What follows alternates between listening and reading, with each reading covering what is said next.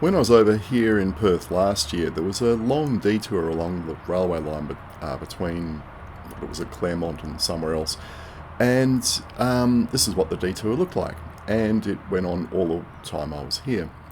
Now, and it was quite a good detour, I've got to say that. They really put some effort into it. And it was, if they had detours of this quality in Sydney, riding would be pretty darn good. But the nice thing is, when I turned up here a couple of weeks ago and went for my first ride along here, the detour was gone.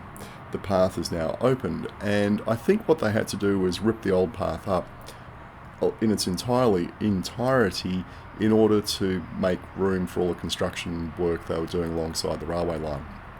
But what I'm going to show you here is not necessarily the path.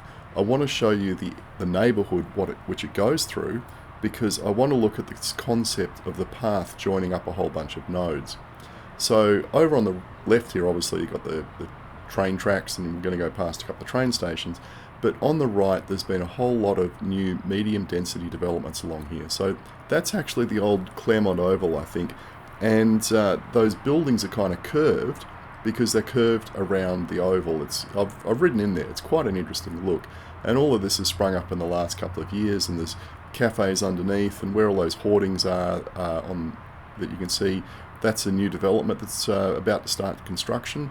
And it's kind of mixed use. There's a lot of kind of retirement villagey stuff in there, and there's a supermarket, and anyway, you can see there's a whole bunch of new people coming in to live there in medium density accommodation. So here's another cafe here, really nice location. I don't like it at all, but that said, and we've got the old train station here on the left. But you can see that that new development could obviously generate a lot of traffic for this path. And the point I want to make is this path, yes, it gets a lot of people who use it for exercise, like myself, but it also gets a lot of people that use it for going to school, going to work, going shopping, visiting people, all that kind of stuff. It's not just obviously, some councils seem to treat bike paths purely as something that's used for recreation. It's used for exercise, or going out cycling with the kids. All these paths in Perth are completely different.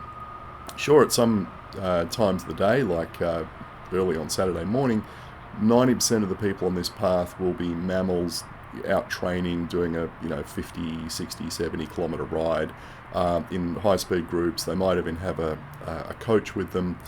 But you come along here at 8 o'clock in the morning, and the majority of the traffic are school kids, people going to work, maybe younger school kids riding with one of their parents, so if they're going to primary school. And clearly a lot of people that are going to work because they've got panniers. Some of them are dressed, not quite in suits, I guess a suit without a jacket kind of thing. You can tell someone that's going to work. I mean, it's pretty darn obvious.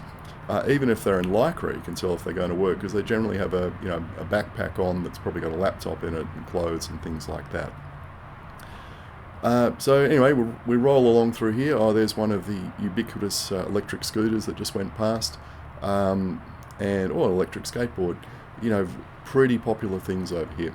Oh, as we're rolling along here, notice these kind of white lighthouse lights they've put in, which is pretty strange, but I haven't ridden along here in the dark. I don't know if they work or not, but it's a new design feature that they came up with for some reason. This is another one of the nodes over on the right hand side here. This is Scotch College, not Scots as in Sydney, but Scotch with an H in it. Yes, it is a expensive private school, but again, if I ride through here in the mornings during the weekdays, I will see a reasonable number of kids in school uniform riding along here to go to this school. Not all of them are getting dropped off by mummy in a Mercedes. So you can see how close this path is to the school. And look, I don't think that's any accident, because obviously the school was built probably when the railway line was a key way of kids getting to school. And building the path along here just means it's simply following all the nodes that exist. So what we're about to turn up into here is the Swanbourne shops. And this is kind of the equivalent of the Majors Bay Road shops or the Five Dock shopping strip, where we've just got a bunch of shops along here serving this neighbourhood, and some cafes here, and you often get a lot of cyclists parked out the front of them.